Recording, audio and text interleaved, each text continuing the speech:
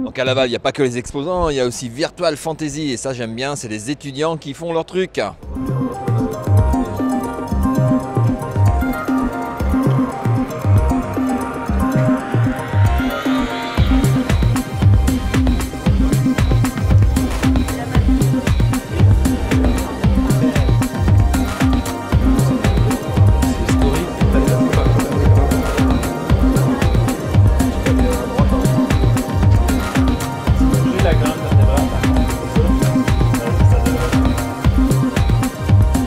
Vous êtes là pour 30 heures pour essayer de développer une application de réalité augmentée. Alors c'est quoi le sujet?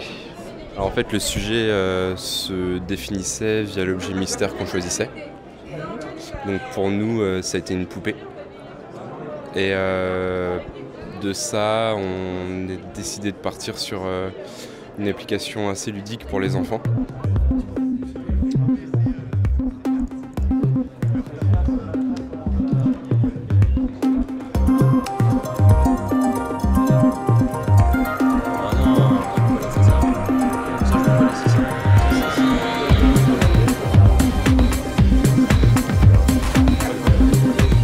On va quitter les exposants et leurs présentations et on va aller voir où en sont nos petits étudiants qui bossent depuis hier. Je crois qu'ils ont besoin de remontant. Là c'est le rush final, mais punaise quoi, ça fait mal quoi. La nuit a été douloureuse quoi les amis. Pas dormi mais ça va bien. On ressent pas la fatigue déjà, c'est déjà ça. Ça va mieux là. Et puis on est dans les temps, donc c'est très bien. Tout va bien. Et ça, il a vraiment beaucoup servi.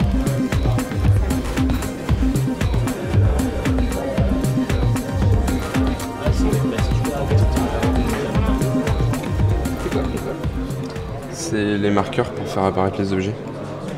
Là, ce marqueur-là, il fera apparaître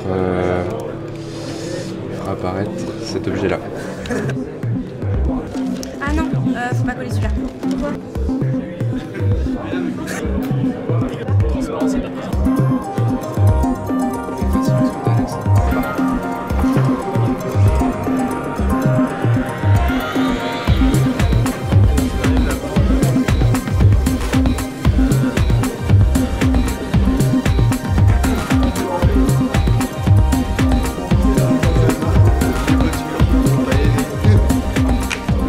Là, on lance notre chien à l'attaque.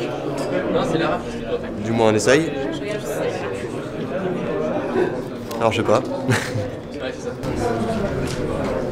C'est bizarre. Donc, on a lancé notre chien à l'attaque sur un chat. Et maintenant, donc, dans sa course effrénée, on va essayer de l'empêcher de toucher les obstacles. Donc, il peut très bien commencer à cogner des bâtiments ou des bouches des bornes à incendie.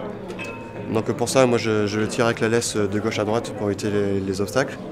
Et il faut aussi que je fasse sauter de temps en temps sur des obstacles comme des bancs. Voilà. Et au bout d'un certain moment, il commence à rattraper le chat.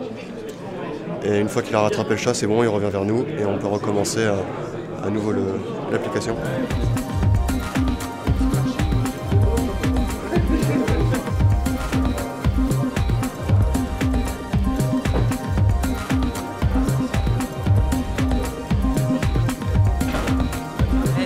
Ah la caméra.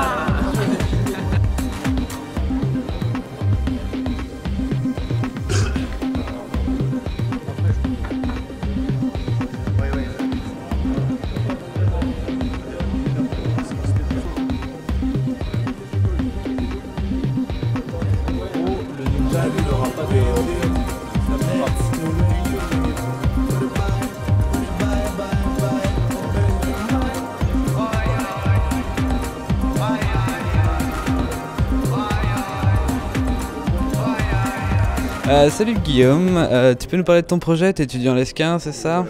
Donc nous avons fait un projet de réalité augmentée sur la pointe du Hoc. Donc c'est un projet sur les événements qui sont passés le jour du débarquement, puisque la pointe du Hoc a été une plage qui a été extrêmement bombardée et elle a été marquée à vie. Donc trous de cratères, bunkers sont restés sur la zone. Et donc à travers cette application en réalité augmentée, nous proposons aux spectateurs de se visualiser concrètement quels ont été les événements de la pointe du Hoc. L'application, donc, c'est sur une tablette toute simple. Donc il faut prendre les 4 points de la tablette, hop. Donc après nous pouvons voir donc, les flottes, les navires. Et nous avons donc, les avions, nous avons aussi la plage qui a été remodélisée.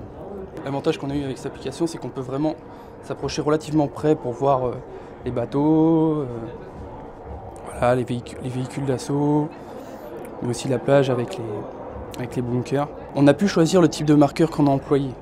Donc on imagine que pour ce genre là, vous pouvez voir sur la carte est parmi tant d'autres objets.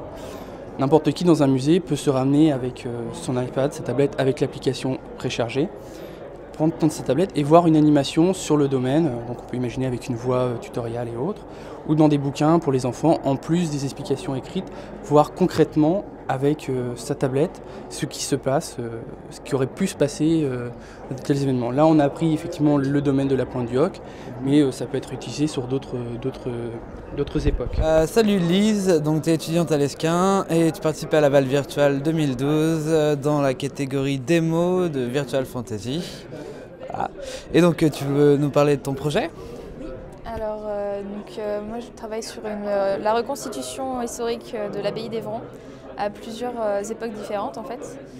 Donc, ici on est dans la première époque, qui est l'époque romane. Donc on a travaillé avec les licences histoire de Luc Laval pour tout ce qui était documentation pour être le plus fidèle possible, et avec la mairie d'Évron, avec lesquels on travaille toujours.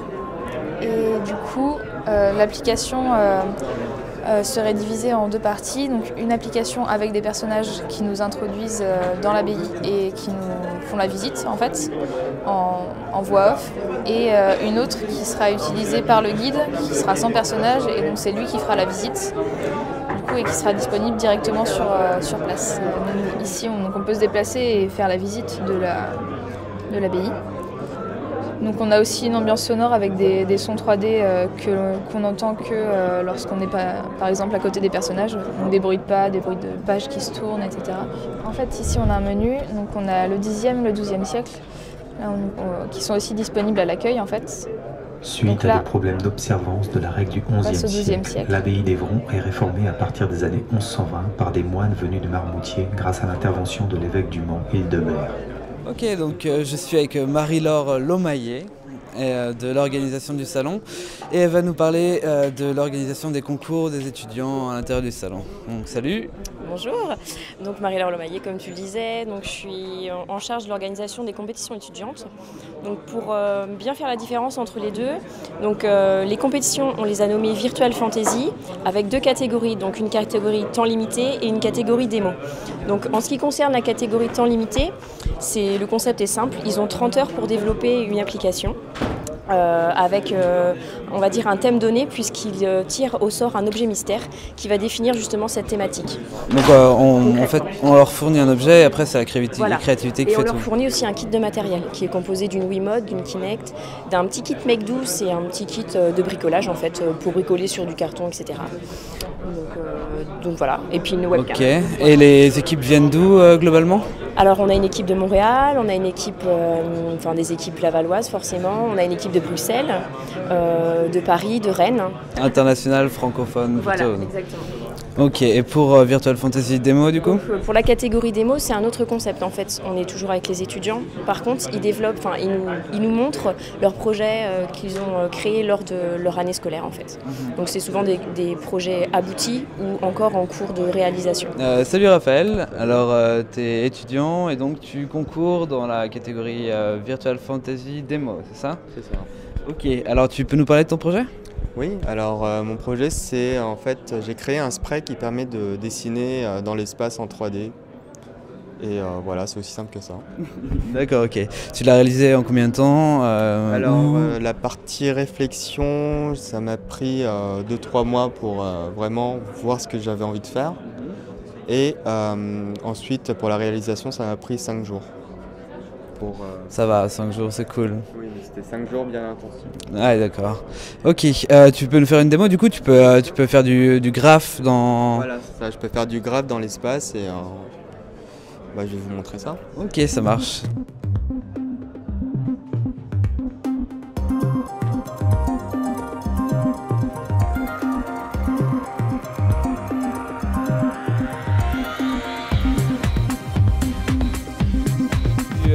Salut Benjamin. Est-ce que tu peux nous expliquer ton projet? Donc toi tu aides aussi pour la catégorie démo de Virtual Fantasy, etc. Donc tu peux nous expliquer? Alors en fait on a fait un projet qui consiste à revisiter un jeu de société donc, connu en France qui est le jeu des petits chevaux, mais le revisiter totalement sur une table multitouch. Donc comme ça on garde la convivialité du jeu de société à 4, parce que ça se joue à 4. On a pour ça des interfaces tangibles que sont nos petits pions, pour regarder. Donc on a chacun son pion pour bien se reconnaître au niveau du jeu. Et à côté de ça, on a l'environnement virtuel, le jeu vidéo, entre guillemets, qui nous permet d'interagir, d'avoir des mini-jeux, d'avoir des sons, d'avoir des effets qui n'existent pas sur le jeu de société pour l'instant. Ah ok, donc c'est un petit chevaux amélioré, petit chevaux augmenté quoi. C'est un peu ça le principe, donc on l'a baptisé hors 6 parties. On comprend le concept. Ça marche, on peut jouer du coup? Donc on peut jouer, pour commencer il faut placer chacun son pion sur la case départ qui nous est associée. Pour ça chaque pion a son effet de particule en fait qui va bien. Donc là je te laisse lancer. Pour jouer on lance un dé réel qui va lancer un dé virtuel en fait. Donc là faut pas regarder les numéros, normalement on a un autre dé mais il n'est pas là pour l'instant. Donc on fait un score, on avance le pion, c'est reconnu, on peut voir notre pion qui marche aussi dans notre petite caméra. Et donc au long du jeu, on va avoir des cases spéciales, là je joue pour celui-là. On va avoir des cases spéciales et des cases ultra spéciales qui vont nous faire, des bouleversements dans le jeu. Donc voilà, faut jouer pour avoir des cases, je peux laisser lancer le dé. Alors salut Benjamin, donc tu es étudiant de l'Esquin et toi aussi tu fais partie de la catégorie Virtual Fantasy Demo et donc tu concours pour l'Esquin. Donc oui, donc comme tu l'as dit, je suis étudiant à l'Esquin, donc en licence pro infographie 3D temps réel. Et donc je vais vous présenter mon projet d'études donc avec deux de mes collègues. Que j'ai réalisé avec deux de mes collègues. Ok, donc c'est quoi? C'est du jeu? C'est du... Voilà, c'est ça, c'est du jeu en fait, c'est une course contre la montre. Donc le joueur a une lourde responsabilité, c'est sauver la planète. Fais-nous la petite démo du coup. Les dieux décident d'envoyer un messager sur la Terre, sur le lieu du Machu Picchu, donc il y a un temple maya. Et donc les Mayas avaient cette hantise un peu de voir le soleil s'éteindre, de voir la lumière s'éteindre. Donc le messager est là en fait pour allumer la lumière.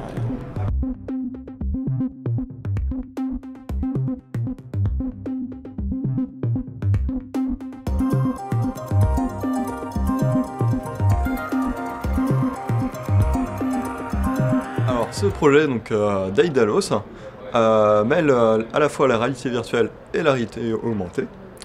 Donc il y a un premier joueur qui porte ce casque, qui est plongé dans un labyrinthe virtuel, et son seul moyen de s'en sortir, c'est de trouver les ailes d'Icare, afin de parvenir à s'échapper du labyrinthe.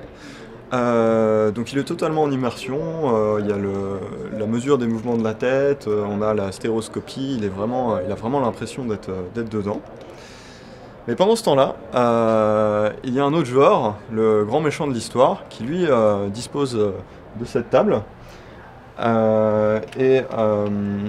Il a à sa disposition le plan du labyrinthe que voit l'autre joueur, ainsi que la position de ce joueur, et il peut placer sur la zone de jeu des marqueurs qui vont correspondre à des murs, et ainsi faire apparaître de nouveaux obstacles.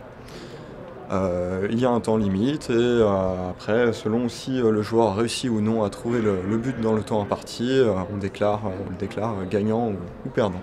Ça ne va pas être très agréable aussi. Voilà. Et là, ça y est, le stick là. Tu peux aller d'avant en arrière.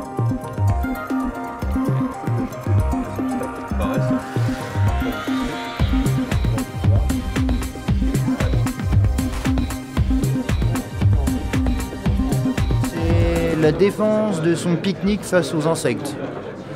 Donc on a une balayette et on va repousser les insectes posés par le deuxième joueur et on doit pendant 3 minutes essayer de défendre au maximum sa nourriture. Donc ça fonctionne entre du physique et du virtuel et on manie une balayette pour repousser des insectes qui sont contenus dans des petites boîtes sur le plateau de jeu. Donc, ça allie entre le jeu vidéo et les jeux de plateau traditionnels.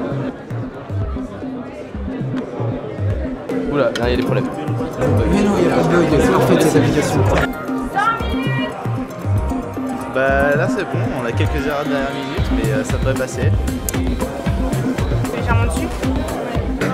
C'est à la fois excitant et exténuant. Ouais, c'est clair, un rêve du lit là. Une super bonne expérience. Ouais, par contre, ouais, super. Même un esprit d'équipe, c'est pas jamais pris la tête. Donc, ouais. C'est vrai que ça a bien marché. Ouais. Jamais pris la tête. Regarde la fatigue.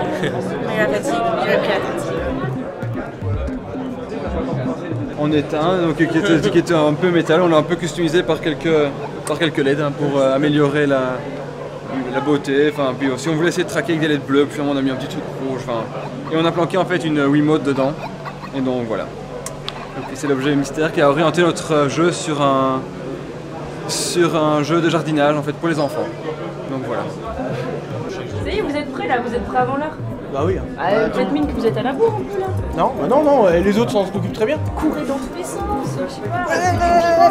Depuis 8 heures, je fais quoi? On est à 12 minutes là. Bah, finalement, la laisse, ça va alors? Bah oui, on a cherché. On a trouvé quelque chose qui nous plaît. Super. On va continuer.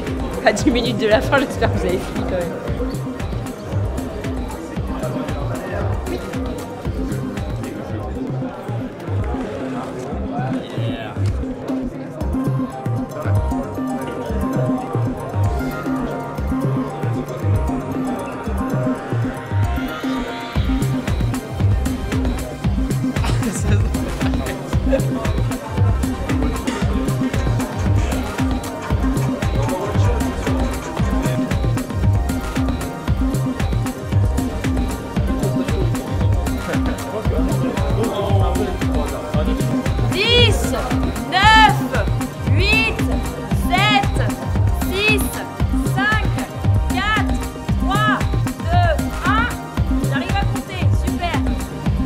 La fin de la compétition, temps limité. Donc notre projet déjà c'était une pompe à vélo. Donc on a essayé de partir sur la notion de pomper. Donc l'idée c'était de jouer sur le fait que le joueur pouvait à tout moment décider de pomper sur son... Il dirige un espèce de dirigeable. Donc de donner des coups de pompe à vélo pour faire monter le dirigeable et donc éviter les obstacles. On est tombé sur l'objet, un ensemble de 3 balles qui sont juste ici. Donc on a beaucoup cherché, on a essayé de les utiliser comme des générateurs de contraintes physiques. C'est-à-dire qu'en fait, on essaie de garder les balles en l'air, il ne faut pas qu'elles touchent le sol, en les mettant sur certains endroits du corps. Et donc de ce fait, la pression qu'on doit exercer nous empêche d'exercer certains mouvements. Notre démarche principale, ça a été essayer de nous démarquer non pas sur le graphisme, vu qu'on n'a pas les compétences, mais sur l'originalité de notre démarche et principalement de l'interaction que nous allons avoir avec l'utilisateur. Nous avions une Kinect, une Wiimote, une webcam. L'idée, c'était de se dire, pas qu'est-ce qui existe, mais qu'est-ce qui n'existe pas, qu'est-ce qui n'a jamais été fait avec ce genre d'objet et qui aurait moyen d'exploiter. Et évidemment, ça conduit à l'originalité de nos interactions et nous sommes tombés sur ce magnifique arrosoir. Le thème semblait tomber un peu de lui-même, nous sommes tombés évidemment dans le jardinage. Du jardinage, un petit jeu pour les enfants, pourquoi pas, essayer de trouver quelque chose d'éducatif pour les enfants en rajoutant un petit peu de réalité augmentée par-dessus et une interaction bien sûr originale. Donc c'est qu'il y a une partie avec un plateau de jeu qui est le potager en fait avec des lignes où vont pousser les légumes. Dès qu'on veut démarrer le jeu, on a ici une zone où le micro est mis en dessous et en tapant sur la table, directement on passe à l'étape suivante. L'étape 1 c'est creuser un sillon, donc c'est en grattant sur la table, comme en grattant dans la terre pour créer un sillon de notre ligne de graines qu'on peut déposer gentiment, hop là, ici, sur la ligne libre. À ce moment-là, une carotte apparaît. Nous allons utiliser notre arrosoir pour l'arroser. Donc en arrosoir, nous avons mis dedans la Wiimote avec un haut-parleur et un vibreur.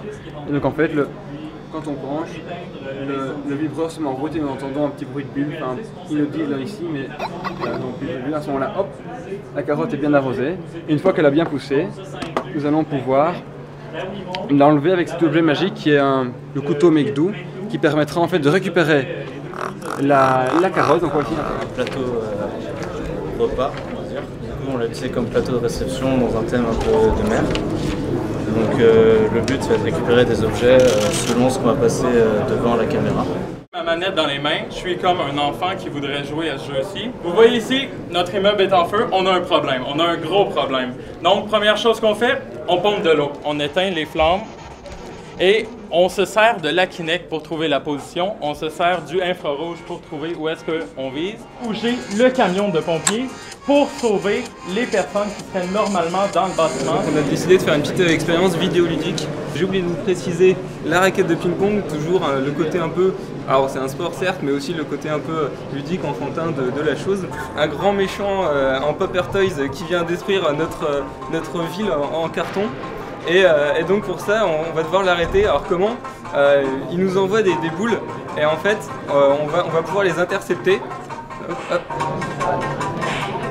Voilà. Nous avons voulu faire 2 saisons, il fait beau, on avait envie de sortir un peu, donc on est parti sur cette idée, d'autant plus que notre objet mystère était la balayette. En faisant simple, c'est une sorte de jeu de société augmenté avec les fonctionnalités d'un jeu vidéo. Donc on passe par un écran pour avoir des interactions, mais on agit avec une maquette physique. Donc ça se divise en 2 groupes. D'un côté, nous avons les humains qui doivent défendre leur nourriture durant l'été avec la balayette pour pas que les insectes viennent manger la nourriture. Et en face, nous avons donc le clan des insectes que Thibaut va vous présenter avec les possibilités suivantes. Son but consiste à vouloir aller manger tous les mets qui sont présentés dans les assiettes de l'adversaire sur la belle nappe de pique-nique. Et son mode d'interaction sera d'ouvrir les boîtes pour pouvoir faire sortir les insectes qui sont dedans. Et quand les insectes sont sortis, il va falloir qu'il les referme pour que ça recharge en insectes toutes ces petites boîtes. Donc notre objet mystère, c'est une laisse pour chien que mon camarade a dans sa main. Et donc la laisse pour chien, on s'est dit, bon, qu'est-ce qu'on va faire avec? Ok, on a le principe, on va promener un petit chien, pourquoi pas, on peut penser à des chats. Et là on s'est dit, tiens, on va sortir un personnage d'un placard, on va l'appeler Bob. Il est joué par mon collègue ici.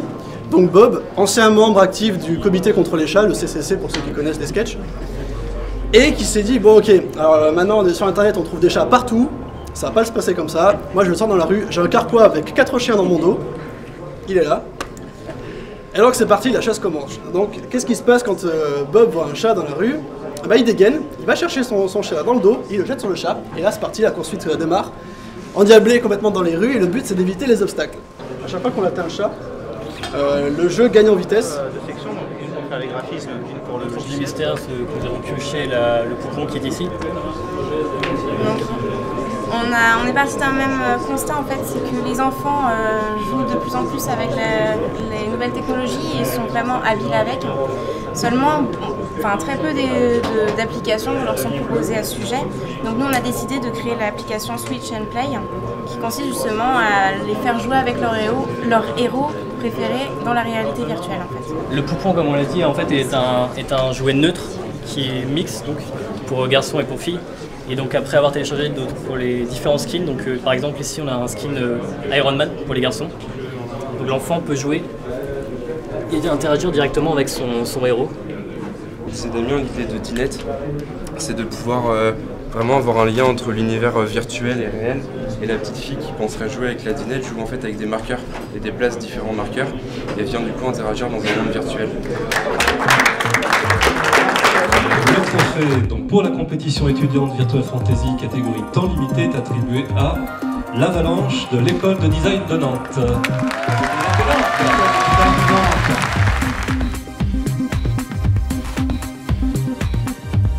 Le trophée pour la compétition étudiante Virtual Fantasy catégorie démo est attribué à Horse Party, école nationale supérieure d'arts et métiers.